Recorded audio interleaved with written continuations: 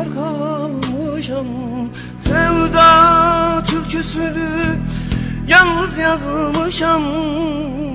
Gözyaşım dökülmüş satırlarıma. Gülden uzak bülbül olmuşam.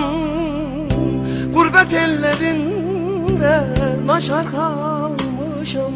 Sevda türküsünü yalnız yazmışam.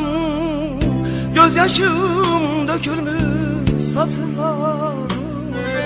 Sevmem yeter, sevmem yeter. Dayanmaz yüreğim, dön gel yeter.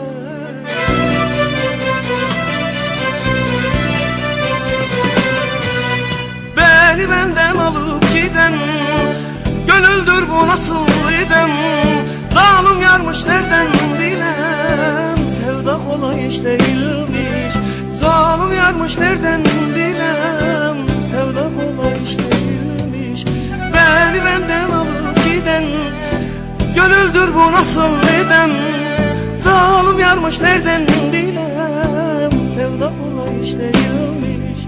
Zalim yarmış nereden bilem, sevda kolay iş değilmiş.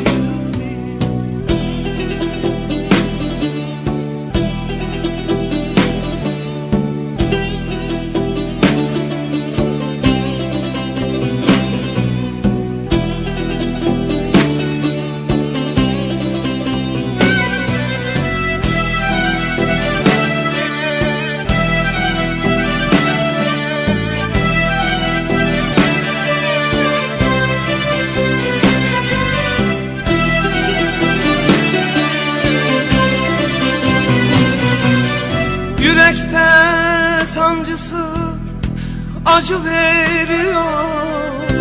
Aşkı yüreğimde kendi gidiyor. Kopan bir yaprağım beni görmüyor. Hasretten gurbete savruluyorum. Kopan bir yaprağım beni görmüyor. Hasretten gurbete savruluyorum.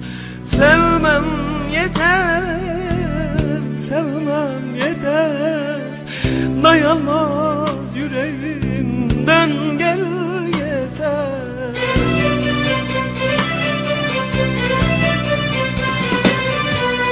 Beni benden alıp giden gönüldür bu nasıl idem. Zalim yarmış nereden bilem, sevda kolay iş değilmiş. Zalim yarmış nereden bilem, sevda kolay iş değilmiş. Beni benden alıp giden gönüldür bu nasıl idem. Zalim yarmış nereden bilem, sevda kolay iş değilmiş. Zalim yarmış nereden bilem, sevda kolay iş değilmiş.